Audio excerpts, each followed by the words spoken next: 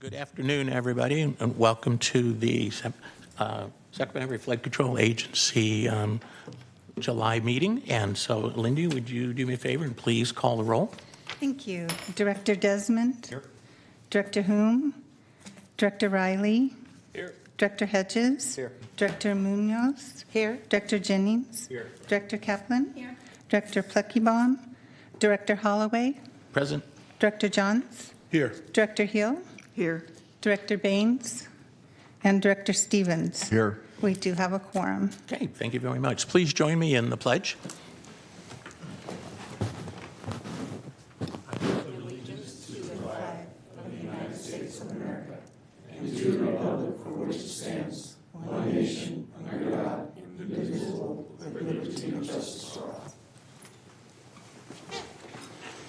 Good afternoon, ladies and gentlemen. This meeting of SAFCA is being live streamed on metro14live.saccounty.gov and will be recorded and re-aired on Saturday, July 19th at 2 p.m. and will also be available on SAFCA's website within 48 hours after the meeting. Members of the audience who wish to address the board should fill out a speaker form and bring it to me.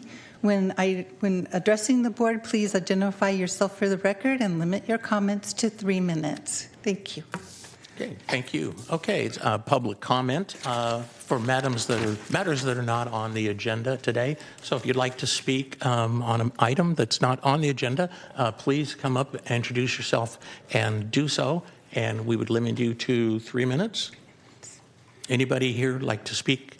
Matters not on the agenda. Cards. Oh, I wasn't sure if these were on another item. Okay, so I have 3 speaker slips, and we'll start with Lisa Sanchez. Please come up. Welcome. Thank you. Or is there any ability to show photos while I speak, or is that not an option here? Actually, we need you to be at the microphone.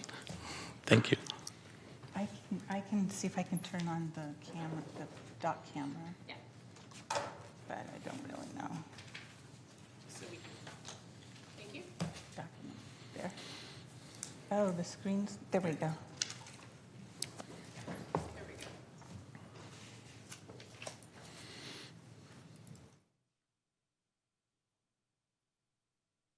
So thank you. My name is Lisa, and I volunteer with River City Waterway Alliance. I have spoken here many a times, not really at SAFCA, but with the Board of Supervisor meetings, and also the American River Flood Control District meetings as well. I come to you today directly from a cleanup. As you can see from my shirt, it is quite a muddy mess of the attire. This is due to the massive amount of debris that has been lining our creeks and waterways for decades. Coming to SAFCA because we are asking that SAFCA get involved with also helping us clean the local waterways. Mainly Steelhead Creek, Arcade Creek are our main projects, but this also falls under Roeblich Creek that falls within your purview and your property parcels. With the illegal encampments that have been allowed to kind of camp in and around the waterways, the levees have been able to be cleared, but they have migrated now into the actual bottom of the creek where all of the debris from every winter storm floods into and flushes. Just today, due to all the mud that is caking my face and my hat, it was due to a mattress. It's a queen-size mattress that was brought in and it flushed down, and it was about 800 pounds of debris, soaking mud that we had to deconstruct, cut down. It's a lot of work. It's a lot of work, but we have a lot of passionate people who are dedicated to helping restore and protect our waterways that need it. Everybody is aware of the Sacramento River. Everybody is aware of the American River, which are great. The city of 2 rivers, the city of trees. We are the state capital of California, the most eco-friendly state in the United States. But we have a hidden secret that nobody is really aware of, the contamination of our creeks. And so people don't recreate in the creeks. I didn't know about the creeks. I was born and raised in Sacramento. Had no idea about the creeks. Now I know all about the creeks. So I'm here to educate everybody about creeks. SAFCA, you're very well aware of them. We know this. But again, as a volunteer and a passionate one, we need help. We have reached out to the city of Sacramento. We've reached out to the county. We've reached out to American River Flood Control, RD1000, the Water Board District, Central Valley Regional Water Quality Control Board.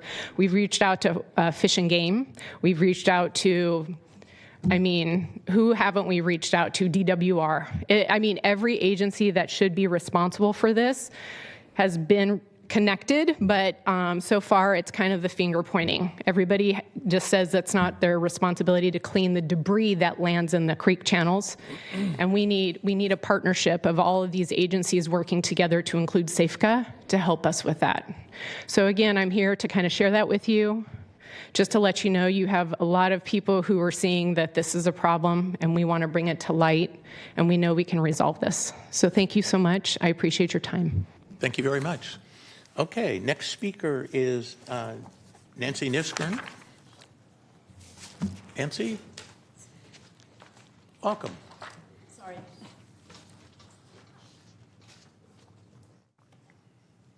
Good afternoon, thank you. And I met some of you in person. I appreciate you giving me your time. I'm Nancy Niskern. I'm from College Greens East in Sacramento. I've lived there 35 years and have been happily living there and employed. I am very interested in an aspect of the design for the flood control that the Corps is doing in the lower American River. They're going to install what's called launchable rock trenches, and these were discovered initially in use by the Central Board of Irrigation and Power in India in 1956. They've been used as early as 1900s. They came here, the engineers bought it here, they experimented on the Snake River in 1966. In every case where erosion undermined the toe, the riprap was completely washed away. Eroded stone was deposited in the main channel bottom several hundred feet from the damaged area. They've been tested in Omaha, and they found if the toe designs were too thick or too thin, it did not work. And it's been tested in what's called the riprap test facility. Last time I could read about the test there, it was in Missouri River in 1984. These trench-fill revetments are constructed by excavating a trench along the top of the bank and placing stone riprap in that trench. As the bank erodes, the stone is undercut and launches down the bank line, and resulting in a more gradual, protected slope. Earth removed for excavation of the trench may be used to cover the riprap, thus completely concealing it until it is launched. These trench-filled revetments are placed along banks that are actively eroding or in danger of eroding, but where some additional bank loss can be tolerated. That helps the design and the build. Trench-filled revetments should be constructed with well-graded, self-launching stone. The environmental consideration here is excavation of the trench requires disturbance of a corridor along the top bank, and therefore this measure is not recommended for sites where the top bank supports valuable riparian vegetation. That's what we have on the American River. So the latest testing I could find took place in the Waterway Experiment Station in 1986. We're installing the rock trenches on the lower American River. It's now in our design, and I want to caution the use of this incredible installation. It's a trench that's 23 by 27 feet filled with quarry rock. What's our success? If it never launches, hallelujah, it's there to protect us. But it's taken away the biome, the trees, the soil, the habitat. If it does launch, what do we have? We have a huge hole that needs maintenance and fill. I don't see a win here with this kind of construction destruction. Would you please sum over up, time, if you and could? thank you. Thank you very much. Okay, next speaker is Pete Spalding. Welcome. Great. Welcome. Good to see you all again.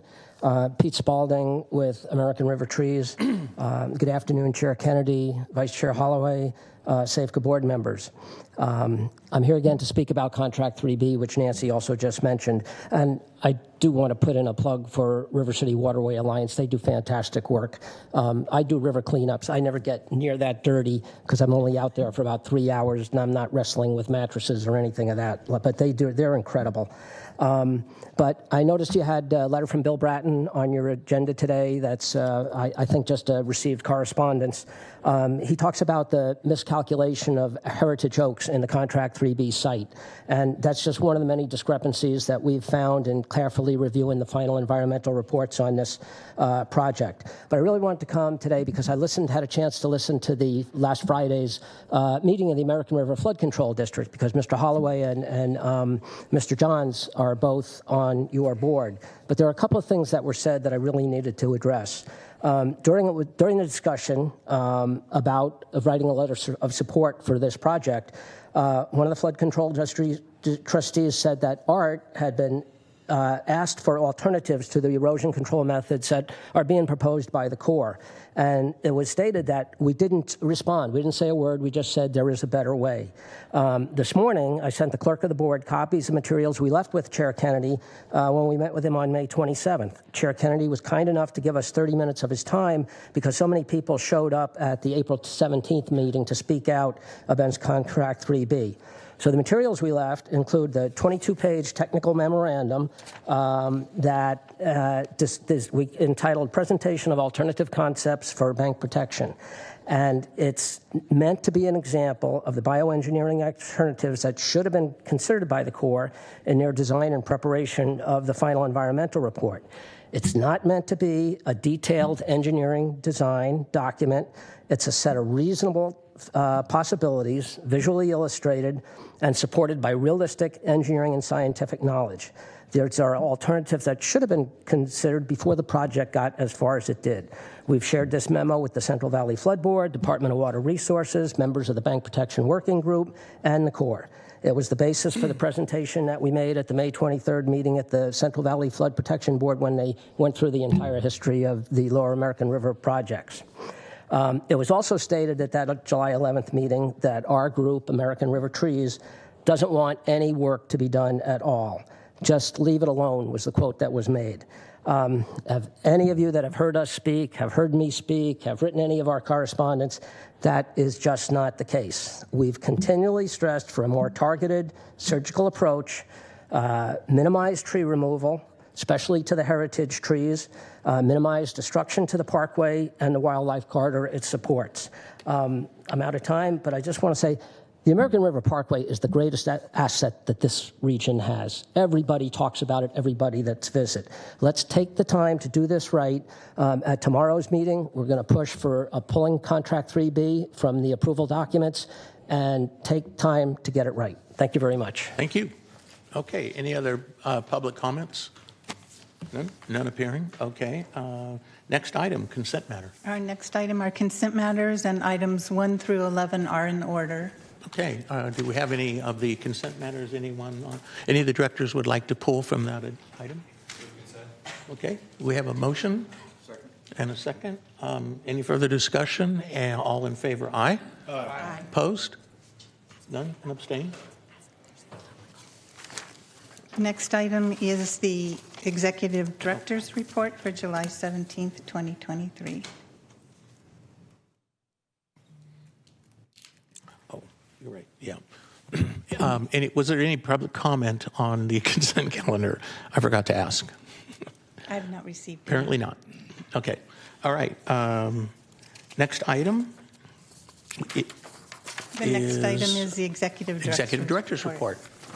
Mr. Executive Director. Oh, thank you, Vice Chair. Jason Campbell, Executive Director. It's weird saying that. Just wanted to say thank you all. And as we get moving into this next fiscal year, we're kicking it off with a couple of items that are specific to funding at the federal level at this point. So the President did sign the One Big Beautiful Bill Act on July 4th, making way for congressional authority to move forward as well on the budget for fiscal year 26. The House Appropriations Subcommittees for Energy and Water Development, which is where our projects go into the core funding, are moving forward. In fact, there was a lot of discussion today, both the House, hopefully the Senate will take it up soon. But the current bill does identify that the Corps will have a work plan, which was something that was being in question for a while. Moving on to the Natomas Basin project is the project that will need funding on a regular schedule going forward. We have full funding for many of our projects, but Natomas will need additional funding for REACH's F and G. So we're working with our core partners at the federal level, as well as our electeds in the congressional offices, as well as with the Senate offices, to make sure that we're trying to get those things into the fiscal year 26 work plan, but also into the next real push is going to be for fiscal year 27 funding for the Natomas. Moving on to other items that we are very much active in, our ULOP levy certification process is continuing. 4 of our levy systems are prepared for levy certification. Those are American River's north and south levies, Robla Creek, as well as the Dry Creek levy system. Those reports should be coming to your land use entities, so the cities and the counties, in the next couple of months. And of course, we also have 3 other levy system packages that are being prepared, and those are the Natomas, Beach Lake South, the Sac Streams levies, and Magpie Creek. With those different systems that are still under work, we are moving forward with 4 efforts to get those projects ready for certification. The Natomas Reach A is continuing. The slurry wall work is necessary for certification. Contractor is on site once again. Multiple headings of slurry wall work is moving forward. We're hoping that they will be able to get that work done by the end of the year. If not, we have another alternative we're going to be talking about in just a minute. But ultimately, the levy system is going to get certified, but we will be able to move forward once the Corps has finished that slurry wall work. City Pump Station 89, or Sump 89, is being performed by the City of Sacramento. They're modifying some piping and other work to get over the levee system and the proper elevation. We are also moving forward with the Sweeney Creek Pump Station. That's a county pump station that we have taken to your board, and you've awarded the contract. Contractor is mobilizing. And the Magpie Creek is currently under design with the USACE, and that's part of the American River Common Features project. So the Sweeney Creek Pump Station I just mentioned is, like I said, the pump station is a county pump station. This is what it looked like a few weeks ago. Fortunately, the pump station no longer is there. So as you can see, the contractor mobilized, removed the existing facility. So the existing facility is the picture on the left. In the middle, you can see the facility has been removed. And over on the right, you can see some of the demo of the concrete work as well as the flood wall that's on that levee system. The team has been moving very quickly, and they have degraded the levee, built the foundation, and are now putting piles in the ground. So what you can see is on the left is the degraded levee. In the middle, you'll see the rebar cage being flown into a hole, which is a pile, one of many piles that are going in the ground. And then ultimately on the right, they're filling that hole with concrete in the same day. Moving on to our discussions in regards to how we're moving forward without the levy certification. So some of those projects that may not be ready will hopefully be covered by SB 639. It's a bill that was introduced by Senator Ashby. Many of your entities are a part of that. The city, the counties, as well as other City of Marysville and Yuba County have also been included in this bill as it goes forward. Currently, it's headed to the Appropriations Committee in August, and it's anticipated that it will get through the Assembly and Senate floor for consideration, but most of all, we want to get it over to the governor before September 18th so that we can get that signed. With all of that, that means we're on a good path, and we have a little bit of belts and suspenders for these levy certifications so that we don't have any interruptions with work going forward. With that, I was going to just keep it short and simple, Okay. unless you Thank have very any much, questions. Jason. Questions? Yes. Dr. Kaplan. Don't make me a doctor. Jason, quick question, because you did mention we're still needing some federal funding for REACH's F&G and Natomas. If I'm tying it together, Ashby's bill will give us more time if it takes more time to get federal funding. So I wouldn't say those two things are linked. Okay. So the certification process is for us to be able to continue with the protection for the state, Senate Bill 5 requires that we meet 200-year level of protection. Senator Ashby's bill will allow us to continue until 2030 to get that certification. So that means that the land use entities can continue to approve development actions as well as building permits. And then what will the effect of maybe delayed funding on REACH's F and G be to all of that? So if we don't receive funding by the time it's necessary for the work to start, to be completed by 2030, that will impact it. So come 2028, if we don't have funding, we will need to have a conversation.